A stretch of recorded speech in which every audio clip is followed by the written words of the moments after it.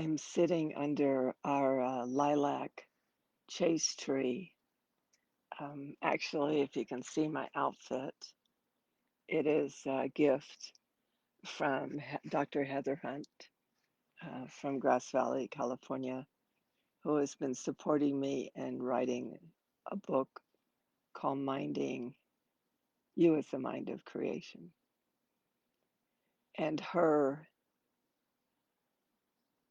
one of her archetypes and one of the goddesses that she has an affinity with is Hestia. And the chaste tree is basically uh, about protection and also a deeper phenomenon of getting rid of things that don't belong, uh, that don't forward life. So it's sacred to the goddess Hestia, and I thought that this morning I knew I wanted to sit over here, first of all, to have her visible to the public, but also, good morning, everyone, but also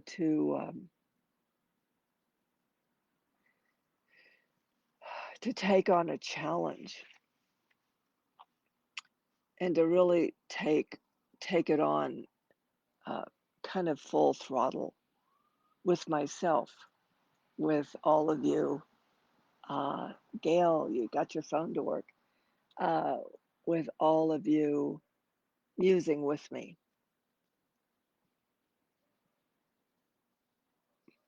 I personally think musing is a very important aspect of life, but I think right now it's a very important aspect of life um,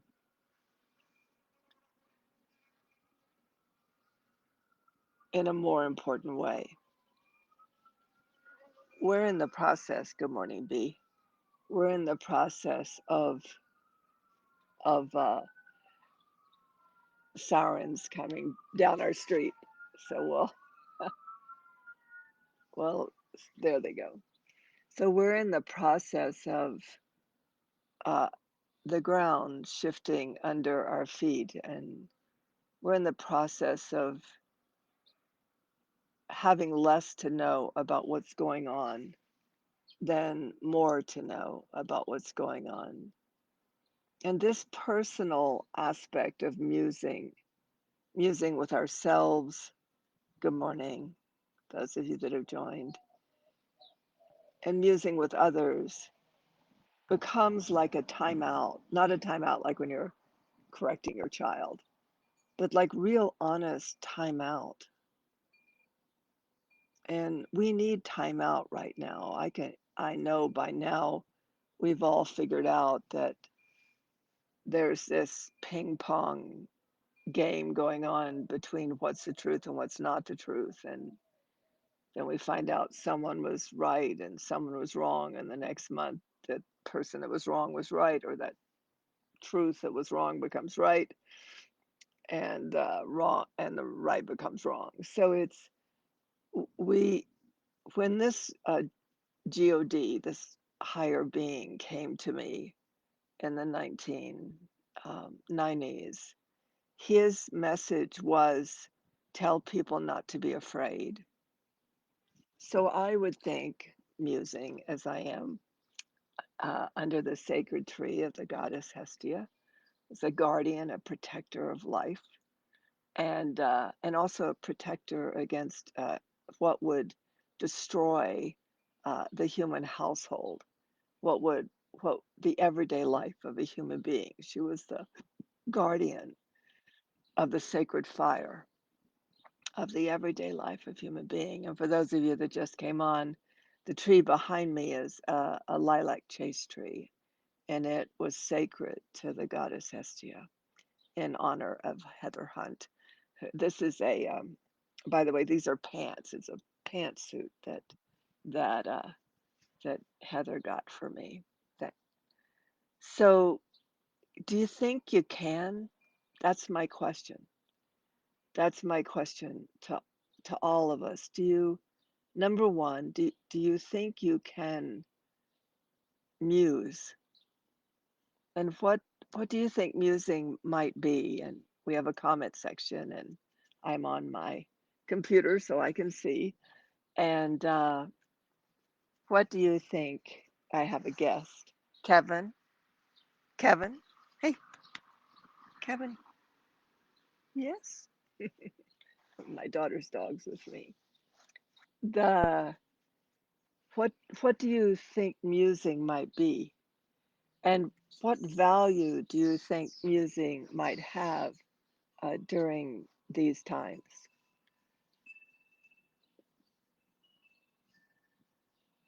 And why might it be important?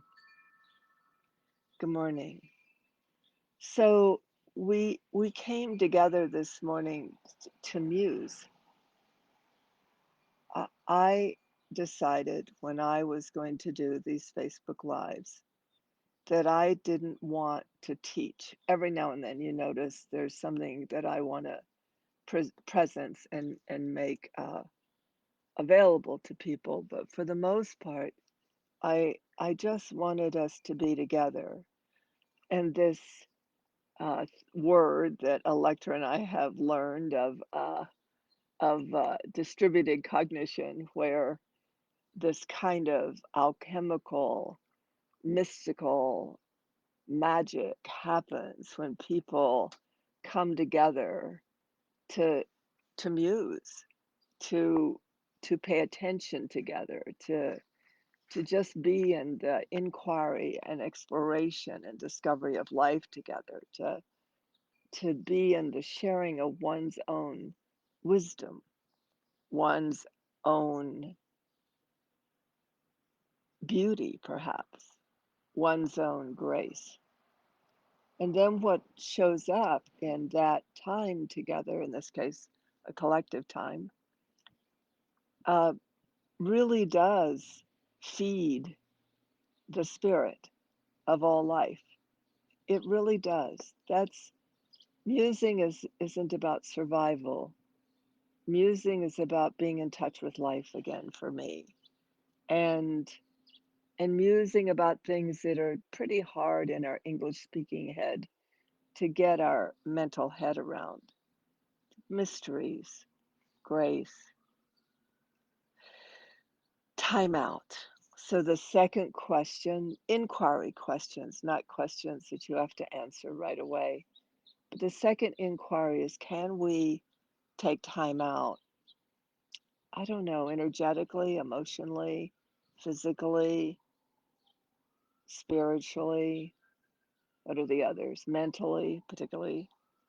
And do we know what timeout might be for each of us? Not the timeout, which we should probably get rid of, that indicates we're going to be punished or we're going to be shown to our room, which may be why we can't do timeout. I hadn't thought about that. Here comes a motorcycle. And, but more for our well-being, for our ability to take care of ourselves during these times. I think that taking time out, and I think musing are going to become very beneficial during these times, because there is a lot we can't do anything about. There are forest fires. There are taking a picture for my daughter of her dog. Um, it's right down at my feet. Um,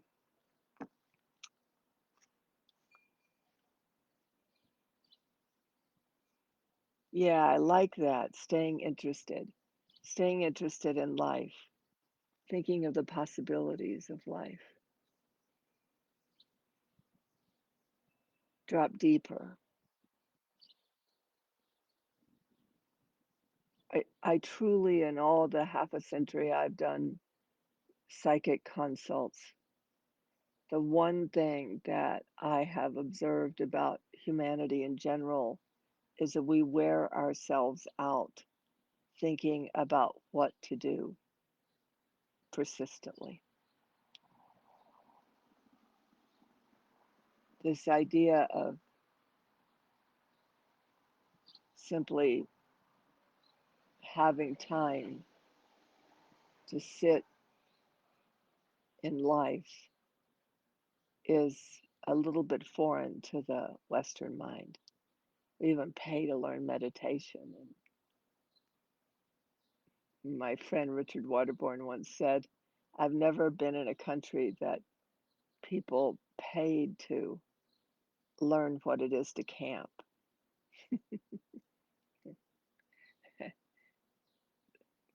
We just went outside and laid on the ground. So, that said, I want to share with you what I've been musing about.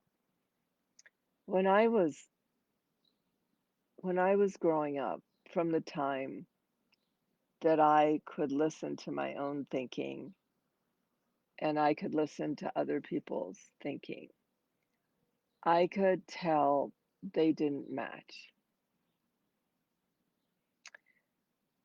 That maybe because I was out of body, maybe I never quite came into um, the orientation of an everyday life. I'm not sure. I, I, someone said on the call last night their interest in what has a me be a me. And it's been one of the things I've been musing about because I always knew this time would come for me. I didn't know what it would look like. And Brian Christopher, who was my mentor when I was in my early 20s, he once said to me, there'll be a day where you'll return to your, I don't know what the word would be, that I would return to in other words, I wouldn't bridge language. I wouldn't be able to translate what I was present to and to try to make it fit with the orientation of perception of the world I was born into. And it's fairly known, although most of those of us that call ourselves mystics don't advertise it. It's fairly known that a mystic kind of comes to Earth really more paying attention to the great mystery of life, to the uh, to the connection to all creation, and whatever terminology the mystic might use, more than they do the the consum the consumption of themselves in a human life. You know, I live in an incredibly lovely neighborhood, really great neighbors, and they go to work and come home, and they are they are happy people, and sometimes they're unhappy, but they don't have this notion that they're missing something, that there's some greater universe that they are part of, that they should be musing about. But people on this call and people in other venues of engagement, to some level, that mystical aspect of ourself is very proactive. There is the musing of what's it all about? What is the connection to life that is fertile and vital and beautiful? There is that musing that seems necessary in a nurturing, nourishing, and well-being way. So when I was very young, it was, my common response to my musing was, make Jesus, Diane, just just make sense. But the sense making around me wasn't the sense making I had inside. So fast forward, it's like, you know what it's like? This is really a dangerous territory to get into, but if anyone has ever kind of had the experience of knowing, of experiencing God, and it really doesn't matter, it's a generic term. It doesn't necessarily mean Christian or Muslim or Judaic, but you have this experience of of experiencing God, or you have this experience of being one with all creation, or you, in my case, you have this experience of everything's animated. We're trying to get these what do you call them? They're lady wings, I think they're called. They're not ladybugs. They're these little winged things, and they eat aphids because the aphids are devouring the big grapevine on the other side of the house. And so yesterday, the gardener was showing me how to trim off the eaten branches so that the leaves that were still strong could use the water and the nourishment um, to fight until these ladywings burst themselves, which will be about 2 weeks, and then they will eat the aphids. Now, if we get ladybugs before they birth, we'll just put the ladybugs in there, and they'll they'll do the temporary work until we get the I think lady wings. But I didn't even realize it. But she said her name's Paulina. She has a daughter named Noah. She said, "I like you talk to your plant," and it never occurred to me that first of all, it never occurred to me I was talking to my plant, but because it's not my plant, it's my friend, it's my buddy, it's I have an intimate, profound relationship with this very, very old grapevine that survived to spend time here with me and C and others. And then it reminds me of when we started this path of awakening consciousness, our collective consciousness, when we didn't quite know what was coming down from above, because that's the way it is for a mystic. But it seems that that collective consciousness coming down from above was trying to create a gateway and opening for these archetypical natures that human beings once carried with great uh, fortitude, like the Magi or the guardian, Hestia, a guardian. And so that union is best described in John O'Donohue's book, Anamkara, this sacred friendship, this sacred relationship with everything created, Anamkara, beloved friend.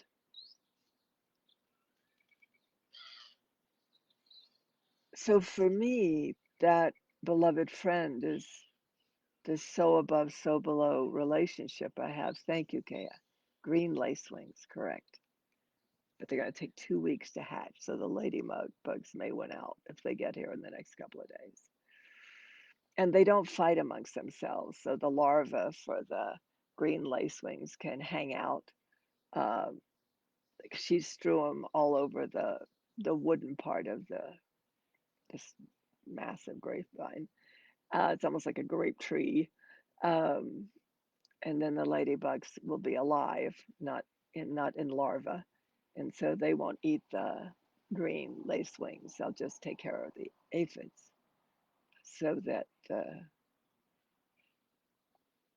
grapevine can thrive. But see, for me, that is the richest conversation. That's so rich, this moment in life I get to participate in with my grapevine.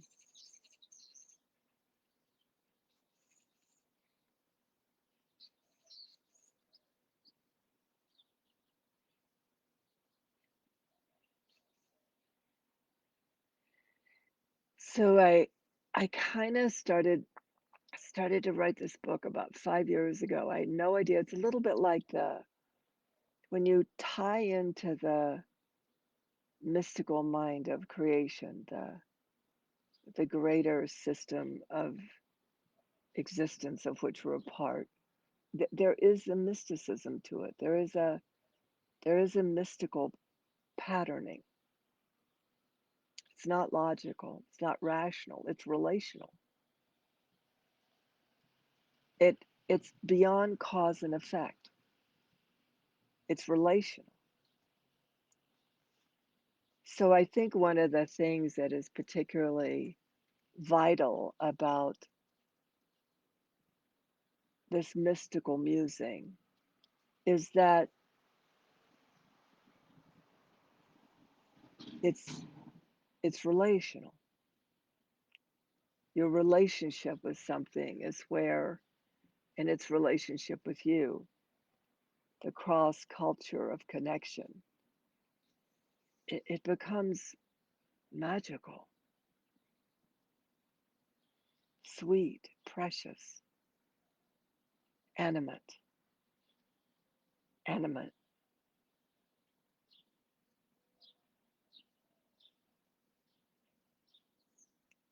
So 5 years later, in this condition, my condition is now in, when I began to write these chapters about sentient intelligence and mental perception and empathy and empathic response and intimacy and emotions, I couldn't, um,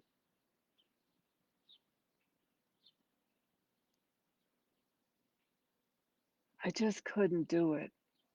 I couldn't, I couldn't translate anymore. I couldn't bridge anymore. And maybe I should still be able to do that, frankly. But I could only be in the relationship that the greater systems of creation have with human beings.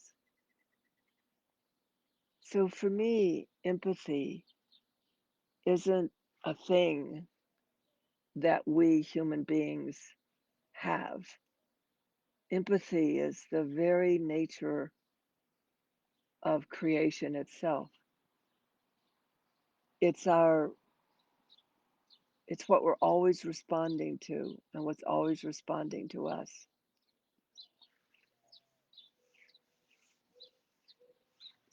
It's like if you're in the ocean, you're always responding to the water and the water is always responding to you. But everything's in the ocean and everything is thereby, and the ocean's property is that it connects all things together, metaphorically speaking.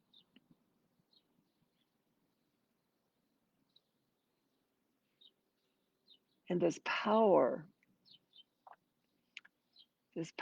isn't, you can't even word it, and using English as a language. It's a language. English box things in and gives them properties and makes them a thing. So, but the nature of English, it's very hard unless you're musing to consider that empathy is this existence that all, every kind of, every kind of everything is part of, is glued in, glued into. It's like if all of us were in my backyard, the common denominator would be the air we breathe. That every one of us would be breathing air and we would be sharing it. And if air lost touch with us and we lost touch with air, we'd notice it. That's just called a systems failure. So somewhere human beings got afraid of feeling each other and life.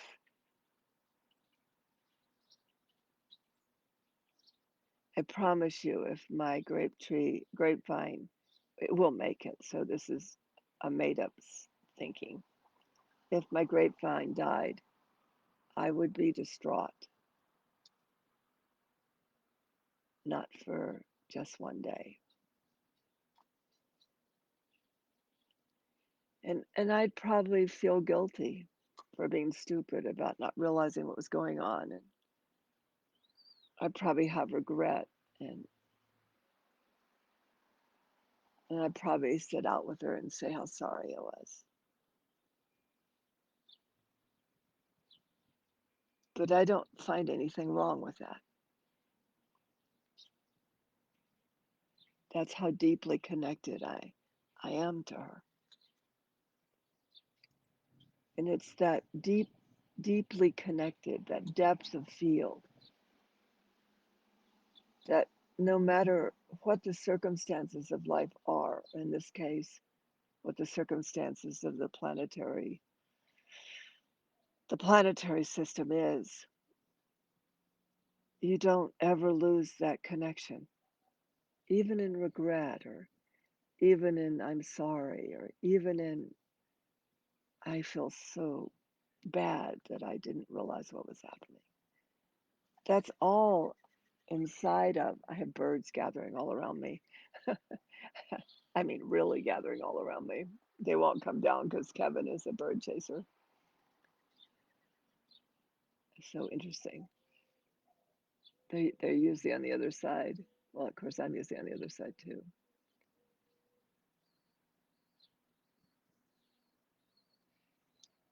So I've been musing about this great excitement I have about this writing this book because I can't not say it the way I experience the above, the greater systems of creation, and how they interact with human beings, and how human beings are so much a part of creation, and that they're just missing the relationship, not the cause and effect, not the how to deal, not the how to recover or get better or learn, but the relationship.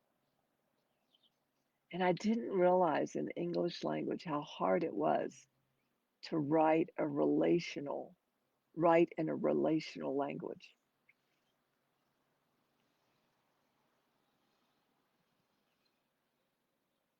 or write language relationally. That might be more accurate. And yet here we are. Here we are today, together. We'll never have this moment again. And somehow, through the grace of creation and the greater systems of reality that are awakening in us now,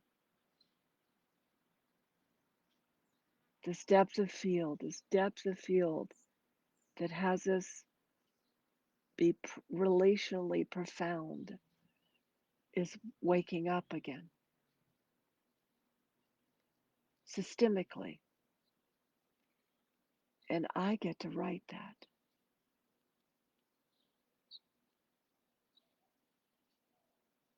And two things came to me last night. I'd like to apologize for everyone on the phone last night. My intensity of wanting people to hear was a little overwhelming for me last night, and a couple of times we've been in these meetings. To be able to hear,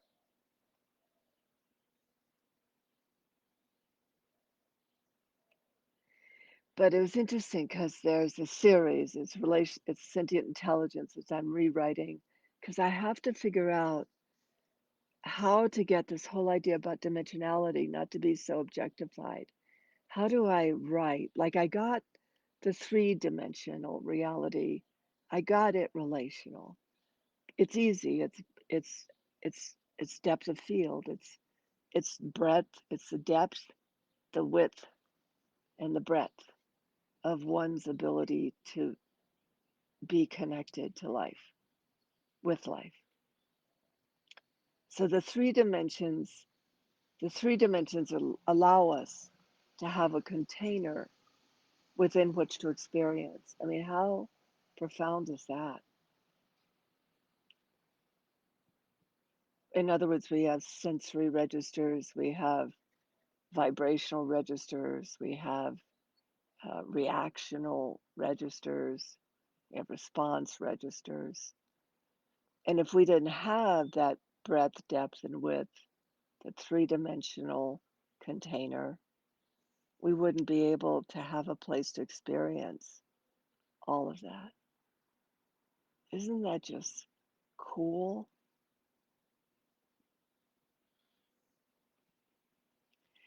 So last night I had forgotten a couple of things. First of all, I'd forgotten I was a cellular in coming to listen to these chapters and share and struggle really with these chapters.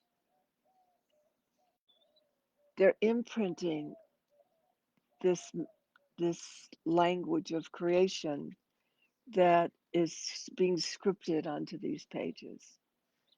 And and cellularly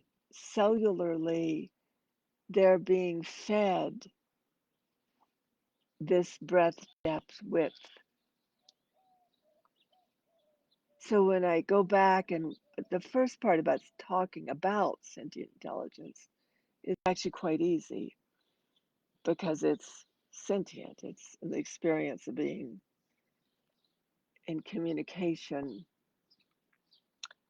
like when the birds gathering around me and Kevin watching them intently for the moment of pounce, and and the wind on my face, and then people say, well, isn't that empathic response? Well, yes, but there's an intelligence we're connecting into, like when we connect with the moon and we connect with we're in the experience of a shared intelligence that's different than our response to it. It's different than the emotions that come up. So I have this need now once I get this chapter on emotions finished, I have this need to go back into because sentient intelligence is how we access um, dimensionally. Our mental mind can only go so far. Then it's our imagination and our sensations and our sensings. It isn't our perception anymore. It can come back into our perception. That's why metaphor, that's why myth, that's why musing is so powerful because it gives a way for your sentience to commune with creation's intelligence and your intelligence communing with creation's intelligence. And it comes through the mental as metaphor or musing or um, myth. And so last night, Kevin was up all night. We don't know what he ate, but let's just say he had to go outside a lot. But I had written a lot about emotions. I've done a course on it, but I'm under the I'm under the spectrum. I'm in the spectrum or within the spectrum of the mind of creation in presencing emotions within the mind of creations. It's very different than um, I'm having connection issues. I hope it keeps going. Let me turn off my phone so I'm not using too much bandwidth. I hope I stay connected. Let me know if I'm gone, um, or if I'm here. So the and if not, I'll just be here um, musing. But when I got so at 1:30, I I was sitting and I just started writing in a way I'd never written before because basically emotions are what you say they are. There's no thing out there called emotions, but there's something that we as human beings have given value to, some experience that we have given, human beings have given value to. Some of us have given positive value, some of us have given negative value, some of us have given both. Can you hear the pigeon behind me? I'm curious. So the so I wrote the chapter and then I Kevin came up and got in bed with me and so I had other thoughts to write and I tried to remember them like little triggers in my head that when I woke up I could add that to the chapters. But I think the real value is there are things that we can't do anything about if we don't have air at this juncture in our physicalness, we can't breathe and we'll die. Pretty accurate, not hard to get. We are actually capable of living dead, having no emotions, what you might call emotions, no feelings, no sensations. Those are called psychopaths. So they aren't really necessary to the air we breathe. As the air we breathe, they're for me an art that human beings have. They're our art. We don't need them. We are totally capable of reading till we drop or feeling things without interaction with anything around us. Yes, I'm sure that we can all talk about the how we can go crazy, how we can become physically ill if that's the case, how we can become terrified. But the point is, they're not air.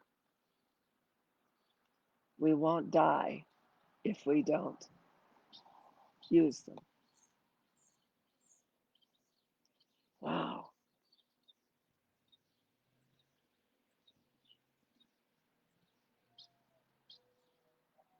But then we have to say what they are for each of us.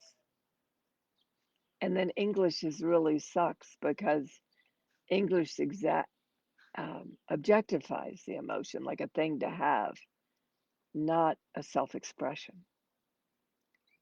But what if emotions are a self expression and they become what you want to express? Then any feeling you have, you get to say what it is and you get to express it. So I use the example of sad, and I talked a lot more than I am about it, but I was just talking about if someone walked up to you and said, "How are you?" and you say, "I'm sad," and then the person says, "Oh, he is behind me. Very cool." And the person says, "Well, why are you sad?" I'm saying, "Don't answer him." I have to show you what Kevin's doing. Kevin is eating the root of the tree we took out. Aren't you, Kev? Yes, res dog. Res dog. And rest dog, rest dog, rest dog. Yes, you are. Yeah, you are. Yes, you are. That's my iBuds. That's my case for my iBuds. He likes to eat anything.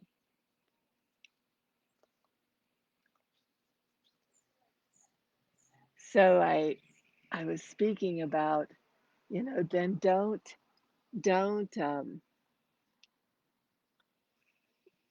don't ask yourself why you're sad. Just if you say you're sad, be sad. Oops, he's going to try to see who's behind the fence. Whoops. Sorry, I have to move everything because he can't have my earbud case.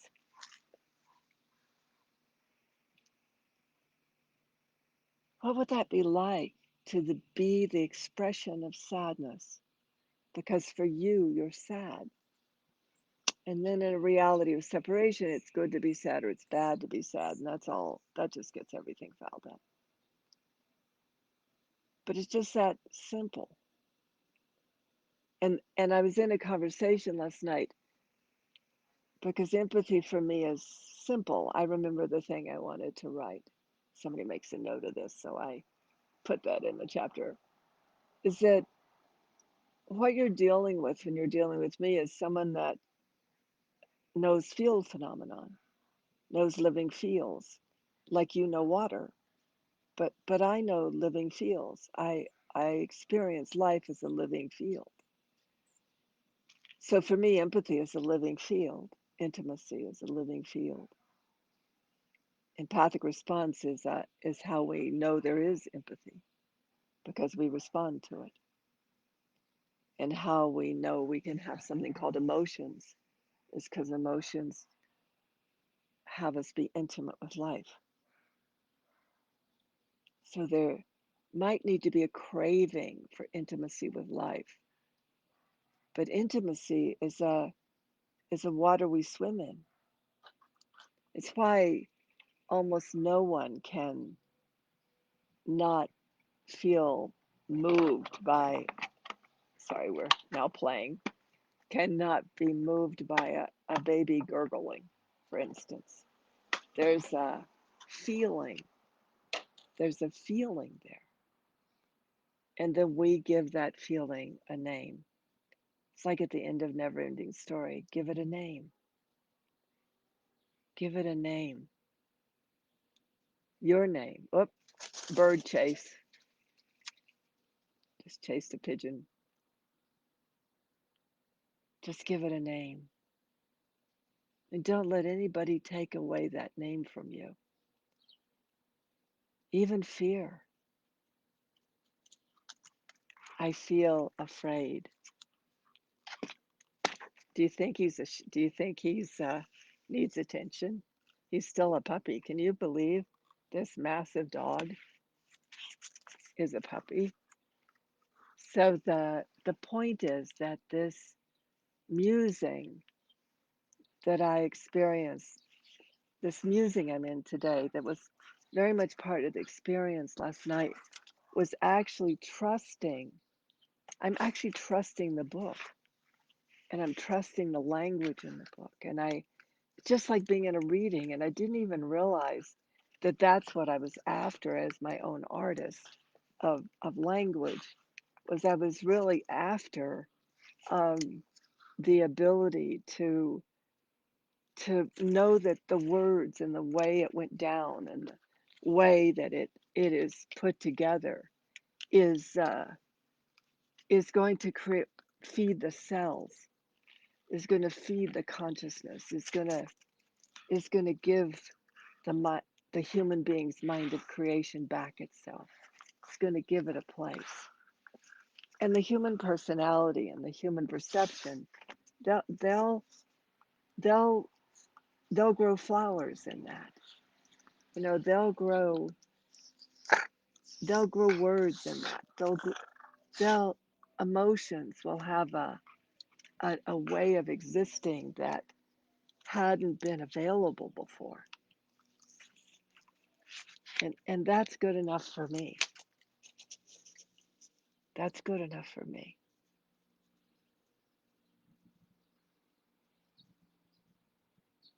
And the distinction between empathy as a field and intimacy as a field, if y'all want to chew on it a bit,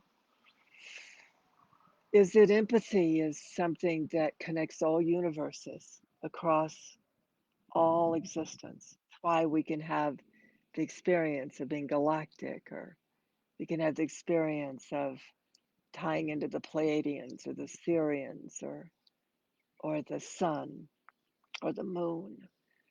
A lot of our connectivity to gods and goddesses is because there is this huge realm of being all everything glued together. Everything glued everything is glued together through empathy. And then human beings have their own biological system that responds to that. We call it empathic. But intimacy is unique to this planet.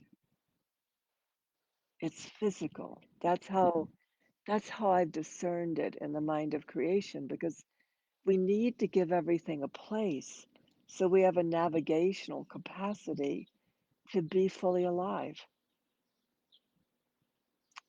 But you can't have greens and blues and textures and sounds that evokes feelings if there wasn't this phenomenon we call intimacy, this field of experience that we get to have.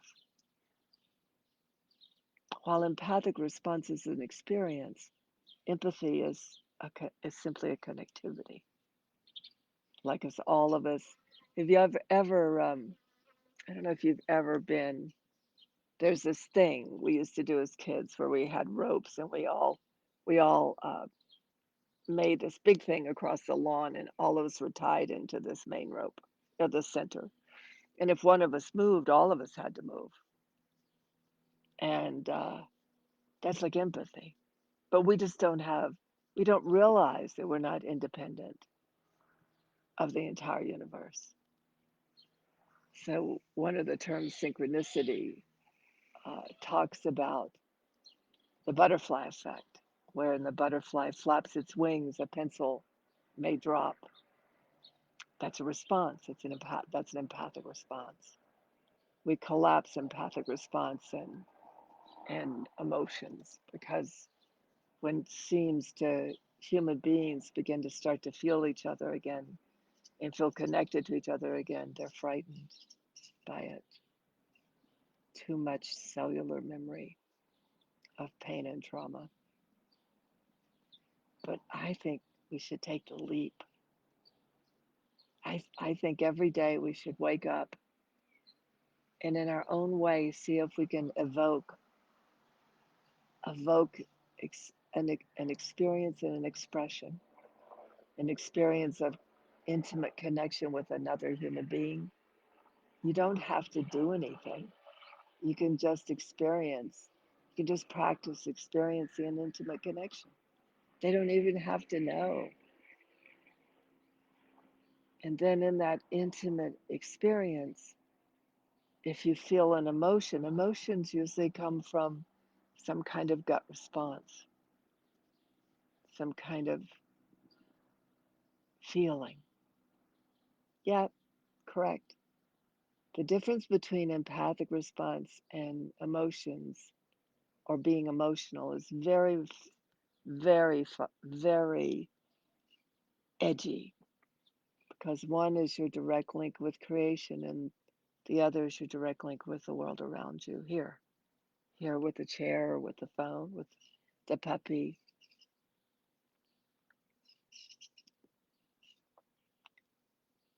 And then the other thing is when we feel emotion rise, to give it a place,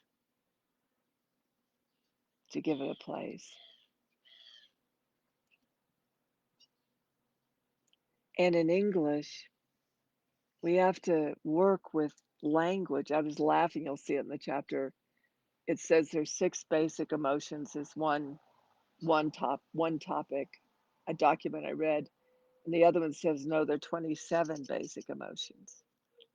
I'm like, that's an objectified world that's taken natural experiences and made them objectified them into things. You can say what your crying is, or you can say I'm crying. But let's say that you connect crying in a moment with empathic response. I'm crying. I feel this is the other thing. If you want to make a note of it, this is the other thing that I wanted to make sure I said in the chapter is when I'm crying, I don't necessarily need to know why I'm crying. For me, I have body crying. When empathic response becomes innate again in you, you'll find yourself crying because your system's taking care of moving with uh, your connection to all creation, and it's responding to it. And then if your governance, if your agency is about life, life is you you are wound into your the activity of your responsive crying being life enhancing and life generating, then that feeds the field of all creation. It whatever that crying was, whether it was being in touch with the greater systems of reality, or whether it was feeling something terrible happening somewhere. But the crying is what releases our ability to sensation and feeling and lets us be in the craving of the return to what is life enhancing. If the crying evokes a sense of something not life enhancing, or it is the response to something so life enhancing that the body blooms with tears, it explodes with tears.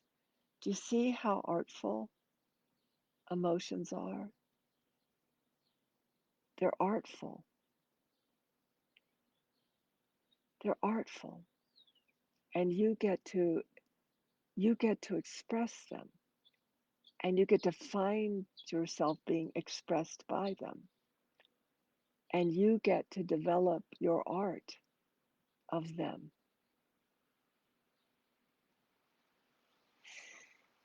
For me, I make it very simple. If I'm crying, then crying needs a place out beyond what I can perceive, and it's crying is its own expression of life. If I am laughing, I am laughing as an expression of life. It's life expressing itself through me. And even the delight of saying what you said made me laugh is the delight of connection with another human being, allowing something I call an emotion. So, emotion for me is laughing, crying, shouting, because they're expressions, not conditions that have been described. They're expressions.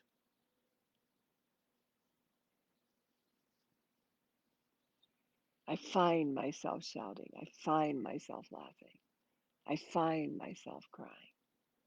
I find myself quiet. So I just would like you to consider kind of a revolutionary thought that emotions are self expression.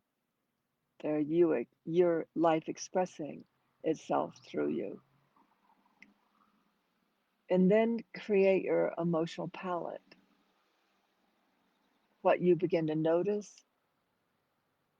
Uh, there's someone in our community of the field of Tantra Mat that her basic emotion is grieving.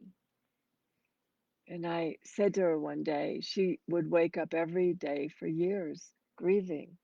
She thought something was wrong with her. And I said to her, I'm going to say who she is because I'd like to honor her. Her name's Sarah. And one day I said, Sarah, The universe must truly love you and love who you're being, that you would wake up and grieve because that is what you're in touch with, the grief, and it needs to have a place, and it has a place in you. After that, and you can ask her, if she ever comes on one of these Facebook Lives, she does sometimes. But you can ask her, those of you that know her. Grieving's no longer grievous. It's what has a place for her and her emotions so that grief has a place to express itself. Then you can define it and try to box it in. But you can't mess with her about that she wakes up grieving sometimes.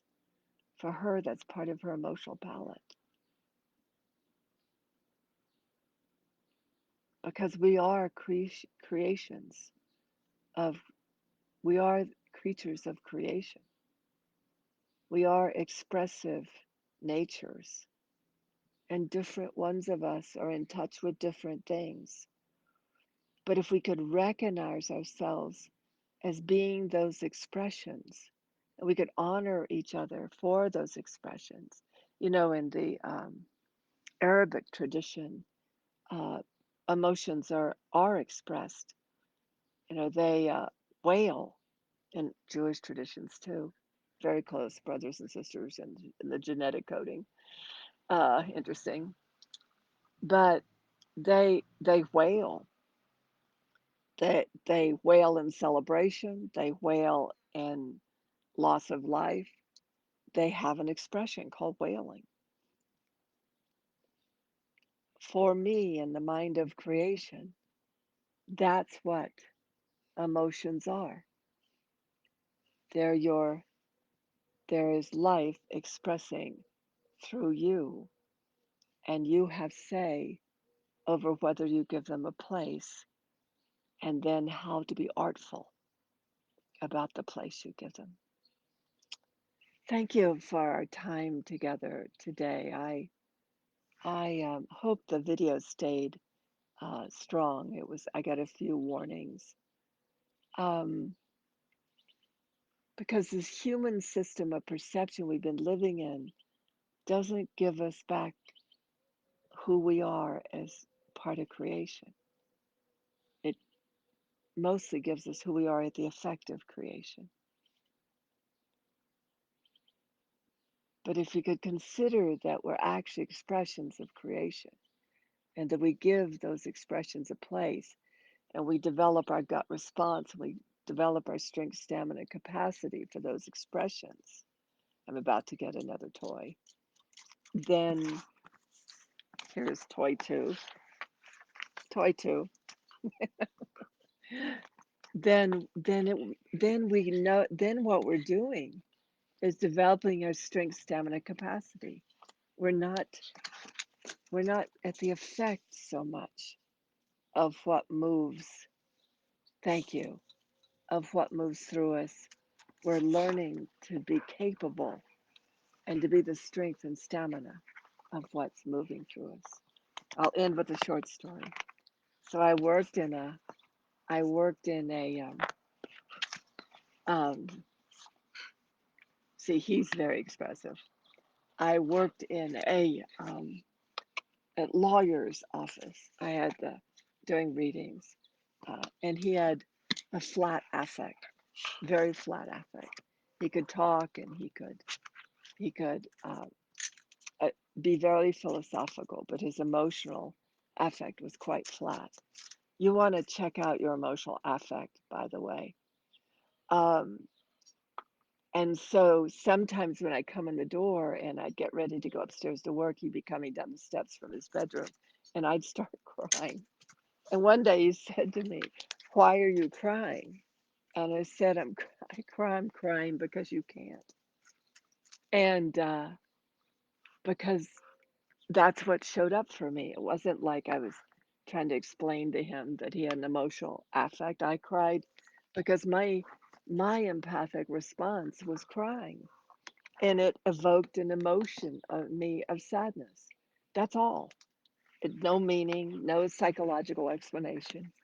And so one day, oh, I think it was about 6 months later, I came to work, and he came down the steps, and tears were streaming down his face. And he looks at me and he points to his eyes and he goes, and he was beaming, and he said, "I'm crying. I love you. Have a great day."